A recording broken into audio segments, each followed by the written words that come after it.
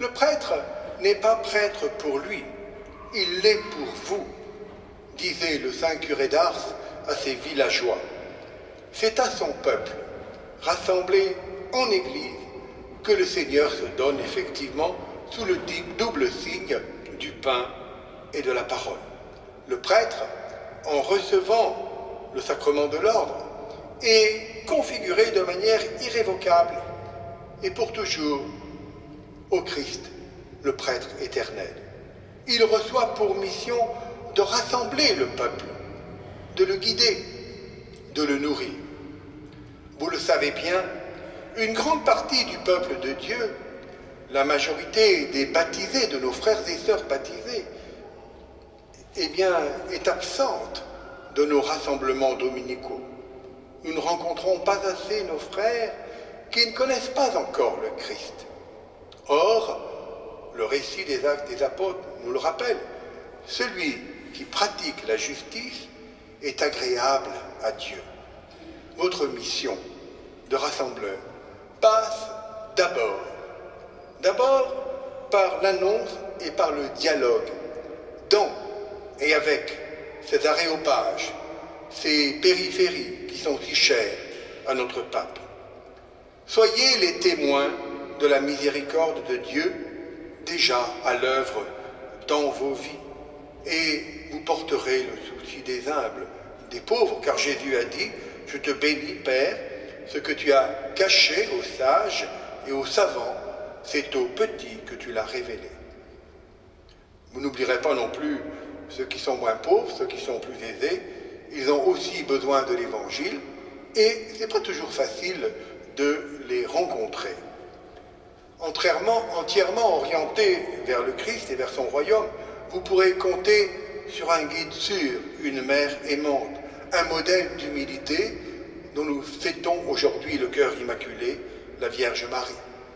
Recevez-la chez vous, c'est-à-dire au plus profond de votre être, comme le recommandait le pape émérite Benoît à tous les prêtres. Le Seigneur qui vous appelle aujourd'hui, qui marchera toujours à vos côtés, sera sans cesse présent dans votre vie.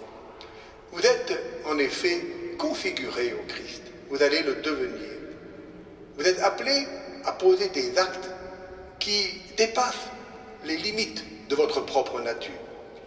Configuré au Christ, visité par l'Esprit Saint, il appartient au prêtre en effet d'enseigner en communion avec l'évêque et de sanctifier le peuple dont il a la charge. À Pierre, qui confesse « Tu es le Christ, le Fils du Dieu vivant », Jésus répond « Heureux es-tu, Simon, fils de Jonas, ce n'est pas la chair et le sang qui t'ont révélé cela, mais c'est mon Père qui est aux cieux. » C'est sous la double mouvance de ce même Esprit Saint, reçu aujourd'hui, le jour de votre ordination, que vous êtes instauré médiateur entre Dieu et les hommes, non pas pour votre propre gloire, ni par volonté de puissance, mais comme serviteur. Et le pape François aime comparer la situation du prêtre à celle de Moïse. Voici ce qu'il déclare. Il s'est approché du feu et a laissé les flammes brûler ses ambitions de carrière et de pouvoir pour se livrer tout entier à l'amour exclusif de Dieu dans une vie de disponibilité dont le célibat est le signe et le moyen. Voici ce que nous dit le pape.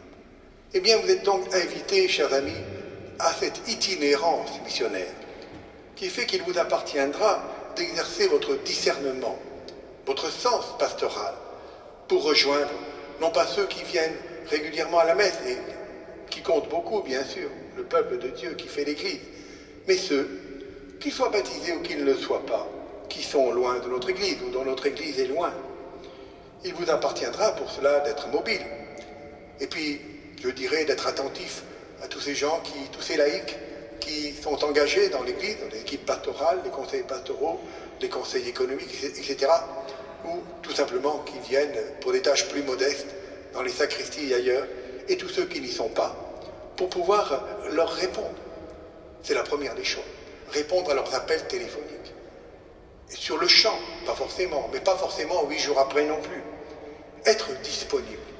Faire en sorte aussi que la liturgie des heures, que vous priez quotidiennement depuis que vous êtes diacre, eh bien, vous puissiez y associer des personnes autres que des clercs, que vous puissiez la prier dans vos églises, en donnant rendez-vous aux chrétiens, chaque jour à la même heure, que vous puissiez finalement faire partager votre prière à tous ceux dont vous avez la charge.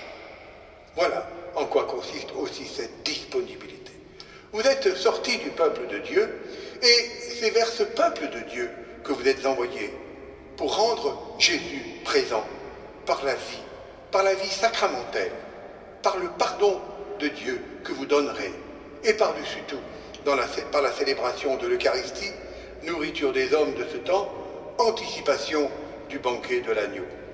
Cette période de confinement dont nous sortons petit à petit nous a montré combien l'Eucharistie est importante pour nourrir la foi de nos frères et sœurs. Mais nous avons aussi mesuré les confusions qui peuvent exister dans l'esprit des baptisés sur ce sacrement, source et sommet de la vie chrétienne. Il vous appartiendra d'enseigner au peuple chrétien ce qu'est le mystère de l'Eucharistie. Vous amènerez Dieu aux hommes, vous conduirez les hommes à Dieu en lui présentant toute leur peine, toute leur joie et aussi, bien sûr, leur espérance. À l'imitation du Seigneur Jésus, vous offrirez au Père cette prière. Moi, je prie pour eux.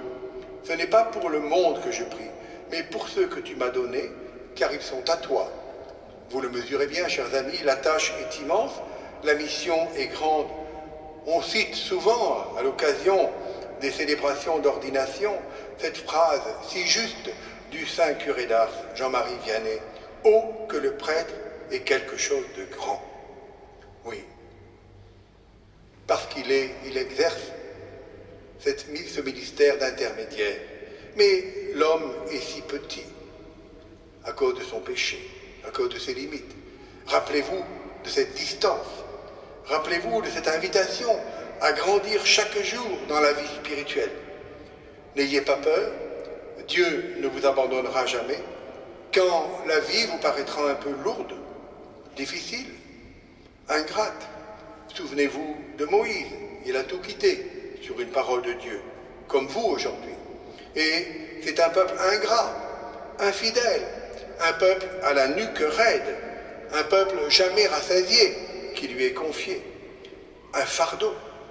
Voyant sa détresse, sa fatigue, Dieu intervient et lui envoie 70 hommes parmi les anciens d'Israël pour qu'ils soient eux-mêmes, qu'ils participent à sa mission. Tu les amèneras à la tente de la rencontre, ils se présenteront avec toi. Là, je descendrai pour te parler et je prendrai une part de l'esprit qui est sur toi pour le mettre sur eux. Ainsi, ils porteront avec toi le fardeau de ce peuple et tu ne seras plus seul à le porter. Aujourd'hui, vous allez affronter parfois l'indifférence, parfois même l'hostilité. Vous aurez la charge de ce ministère extrêmement difficile de la communion entre des hommes qui sont prompts à la querelle, à la division. C'est dans notre nature humaine. Sachez-le, car nous en sommes témoins. Dieu ne vous abandonnera pas. Il vous donnera des frères, il vous les donne dès aujourd'hui, des confrères dans le presbytérium diocésain pour porter avec vous la charge du labeur. Et puis il vous donnera aussi des fidèles baptisés qui ne veulent rien faire d'autre que d'annoncer l'Évangile. Et ils sont nombreux. Alors, dans la communion des saints, vous pouvez compter sur le soutien et la prière de tous ceux qui vous ont précédé aussi dans le sacerdoce sur cette terre de Charente-Maritime. Le bienheureux Souzy et ses compagnons, martyrs des exagérations de la Révolution française, les martyrs du Vietnam, les martyrs de l'Afrique, intercèdent pour vous. Sous toutes les latitudes où l'Évangile est annoncé, l'Église dérange. Et cela continuera, car elle ne suit pas les modes. Elle ne regarde pas les sondages d'opinion. Elle ne flatte pas l'opinion publique. Elle ne se préoccupe pas de majorité ou de minorité. Elle est au service de la vérité. Et la vérité, c'est le Christ. Les prêtres n'appartiennent pas à des sociétés secrètes plus ou moins influentes. Ils n'ont rien à cacher. Alors restez des hommes libres. La vie communautaire peut conduire aussi au panurgisme, à se comporter comme des moutons de panurge. Eh bien, la société civile, qui hélas déteint parfois sur l'Église, peut vous pousser à la démagogie pour plaire à ceux qui parlent fort, mais ils ne sont pas forcément l'expression du sensus fidei des baptisés. Sachez rester vous-même. Sachez rester courageux. Soyez fidèles à votre vocation. Dieu, qui voit dans le secret des cœurs, fera de vous des hommes heureux, des hommes en paix.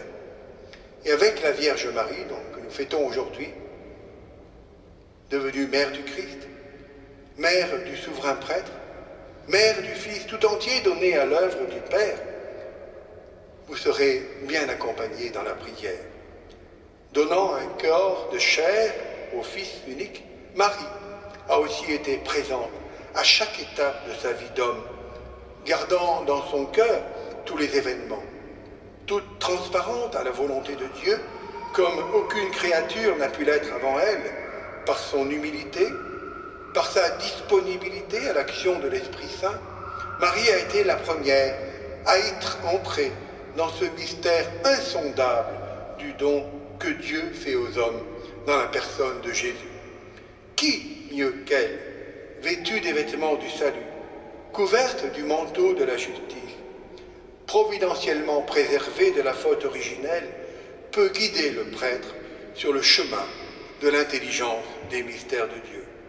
Quand Jésus livre son ultime combat, donnant sa vie sur le bois de la croix, prêtre et victime, Marie est là. Elle est donnée pour mère au disciple bien-aimé. Femme, voici ton fils. Le disciple bien-aimé, celui qui écoutait le cœur de Jésus au moment du dernier repas. C'est vous, chers amis, Éric et Joseph-Marie. Le Seigneur, qui vous a déjà comblé de sa grâce, vous fait un ultime cadeau. En ce jour de votre ordination, il vous donne Marie pour mère. Prenez-la chez vous. Prenez-la avec vous. Elle vous gardera sur le chemin de l'humilité. Elle fera de vous des hommes à l'écoute de leurs frères et sœurs, à l'écoute du Seigneur Jésus. Elle vous conduira toujours vers les croix de ce monde, les plus grandes, les plus lourdes, celles qui ne parlent pas, celles qui ne font pas de bruit. Confiez-lui vos peines, confiez-lui vos joies. Elle veillera à vous garder sur le chemin du salut, pour vous-même, pour le service de l'Église, pour le service des hommes. Chers amis, bonne mission en Charente-Maritime.